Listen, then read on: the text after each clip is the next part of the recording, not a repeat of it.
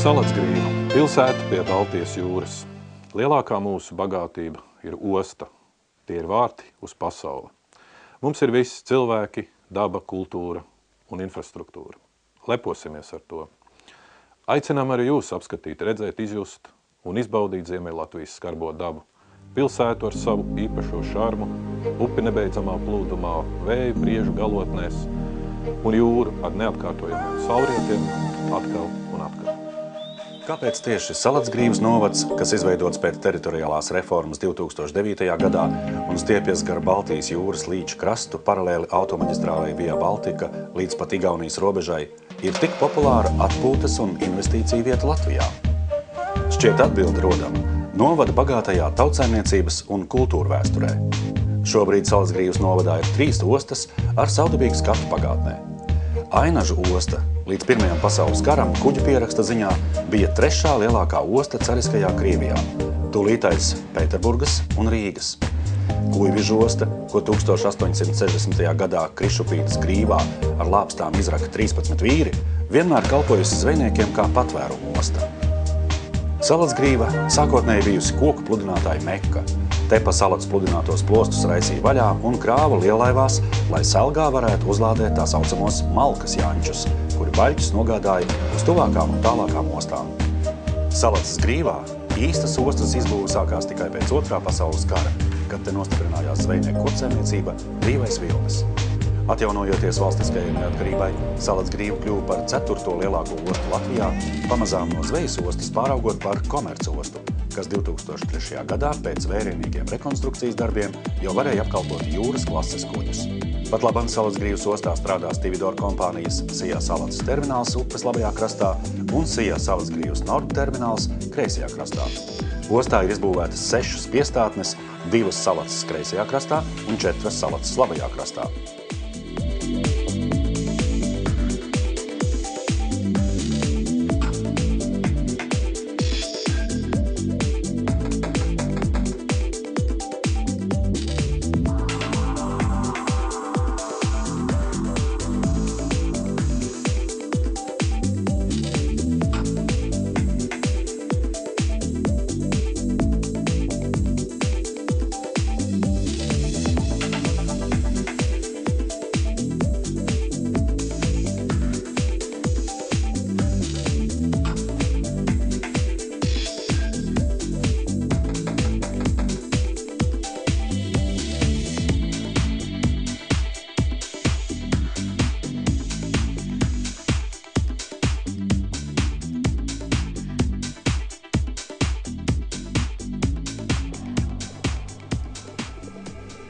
Salacgrīvas ostas kapacitāte veido 70 000 kvadrātmetru lielie kravu uzglabāšanas laukumi. Ostā apkalpot dažādas kravas apaļkoksni, kūdru, kurināmo šķeldu, keramzītu un citus. Daļa kravas tiek transportēta uz Igauniju. Ostas teritorijā atrodas liela saldētava, kurā vienlaikus var uzglabāt līdz 2500 tonnām pārtikas produkcijas. Ērtie pievedceļi, Salacgrīvas čērsojošā automaģistrāle Via Baltica un tūmā esošā šoseja Ziemeļu stīga, Ainaža Valmiera Valka alūksne, savieno ostu ar Igauniju, Somiju, Krievijas federāciju un Lietuvu. Pa jūras ceļiem no Salacgrīvas var nokļūt visu kontinentu ostās. Ostas tālākā attīstība ir saistīta ar vērienīgu projektu priekšostas izbūvi Salacas kreisajā krastā. Te tiks nostiprināts industriālais parks, kas būs pilnīgi jauna pakāpe ostas inovāciju politikā. Par to regulāri domā un lemj Salacgrīvas ostas valdes locekļi, kuri reāli redz un ar savām darbībām garantē pavērt jaunu lapusi ostas vēsturē. Darbi Salacgrīvas ostas akvatorijā ir cieši saistīti un saskaņoti ar zaļās politikas aizstāvjiem. Nevelti UNESCO ir atzinis 1997. gadā izveidoto Ziemeļvidzemes biosfēras rezervātu par starptautiskas nozīmes aizsargājumu dabas teritoriju. Tajā ietilpt liela daļa Salacgrīvas novada. Pavisam rezervāts ietver 457 600 hektārus sauszemes un 16 750 hektārus jūras akvatorijas. Pat labam Salacgrīvā, kura pilsētas tiesības ieguva 1928. gadā, dzīvo ap 6000 iedzīvotāju. Vēl arvien pilsētā lielākais darba devējs ir akciju sabiedrība Brīvais Vilnis, kas specializējusies zivju apstrādē. Te top pasaules slavenās Rīgas šprotis, eļļā un arī citi zivju konservi. Braucot uz Igaunijas robežas pusi garām vidusskolai, stadionam, tenisa kortiem, skateparkam un zvejnieku parka estrādei, kas piedāvā ekskluzīvas atpūtas iespējas, nonākam Kuivižos. Kuivižu ostā var ienākt laivas un kuģi ar iegrimi līdz 2,6 metriem, nepārsniedzot 25 metru garumu. Īpaši pievilcīgi tā ir burātājiem, jo te atvērts Kuivižu jahtklubs, kur vienlaicīgi var piedāvoties 30 jahtas, atpūtas centrs, kapteiņu osta, restorāns. Te piekrastes zvejnieki par Eiropas Savienības naudu uzcēluši saldētavu un zivju apstrādes cehu, ir atjaunot zvejas kuģu piestātne un rekonstruēti ostas moli. Pa ceļiem uz Ainažiem starp šoseju un jūru ir īsta botāniķa Eldorado, pie jūras randu pļavas, kas stiepjas no Kuivižiem līdz zvejnieku ciemiem Igaunijas teritorijā. Ainaži, kas pilsētas tiesības iegūta 1926. gadā, mūs pārsteidz ar mazpilsētas klusināto dzīves ritmu, varenām priedēm, kas glabā vēl Pirmā pasaules kara lādiņu šķembas. Tieši šis laiks bija Ainažu slavas noriets, osta tika sabumbota un to pilnībā vairs neatjaunoja. Kā hidroceltniecības piemineklis uz Latvijas-Igaunijas robežas vērojams, ostas zelta laiku liecinieks, perfektais ziemeļu mols. Savulaik te bijis šausliežu dzelzceļš, kas Ainažu savienojas ar Valmieru un Pērnavu. Par to liecina saglabājusies stacijas ēka un šausliežu dzelzceļa tilts pār Salacu Mērniekos. Ainaži ir muzeja pilsēta.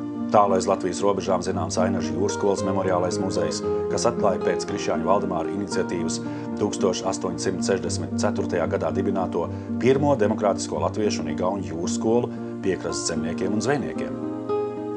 Bērziņu ģimenes lolojums ir Ainažu ugunsdzēsības muzejs, kas vēsta par varonīgajiem, brīvprātīgajiem pažarniekiem. Tiešām arī šodien viņi ir gatavi kaujai ar sarkano gaili. Ainaža nākotnē varētu būt kā jahtu osta. Te ir dabīgs dziļums senās ostas akvatorijā. No Ainažiem var doties tālāk Igaunijā, pa veco Pērnavu šoseju un lūkot kaimiņu zvejnieku ciemus. Taču, ja izvēlamies Valmieras ceļu, tas vīsies gar skaistuli Salacu. Mērniekos, nogriežoties no ziemeļu stīgas, nonākam pie sarkanajām klintīm. Tā ir iecienīta makšķernieku atpūtas vieta. Savukārt netālu no Vecsalacas lūkojams vecākais dzelzbetona tilts Baltijā, Annas muižas tilts, kas celts 1909. gadā. Pāri tam braucot Svētupas virzienā, nonākam pie visgarākajām smilšakmens alām. Lībiešu upuralas Svētupas krastos ir sena kulta vieta. Laiks atgriezties pie jūras. Pa ceļam uz Salacgrīvu, Oltūžos, mēs ieraugām Veczemju jeb mantiņu klintis. Tas ir 200 metru garš un līdz 4 metru augsts sarkanās milšakmens atsegums ar grotām un alām, krāšņākais jūras piekrastē Latvijā.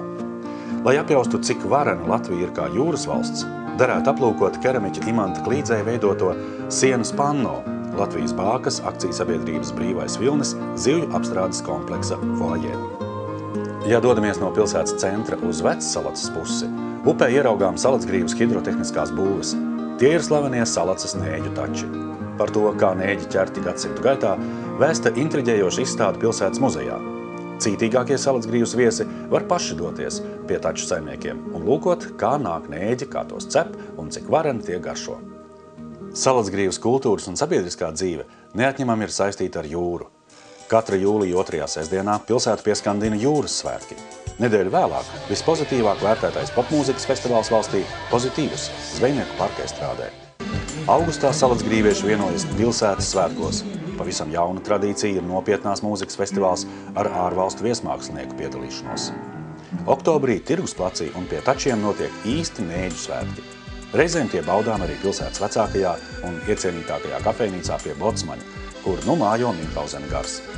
Ja nepieciešams patvērums konferenču vai svinību organizēšanai, droši dodieties uz Rakariem, kas iegūs popularitāti kā viesumāja un kempings tikai 400 metru no jūras. Salaca, Meži, Baltijas jūra ir tie 3 vaļi, kuri stiprina Salacgrīvas puses ļaužu raksturus, rūda gribasspēku un vairo ticību nākotnē, jo Salacgrīva ir nākotnes pilsēta, pilsēta kustībā.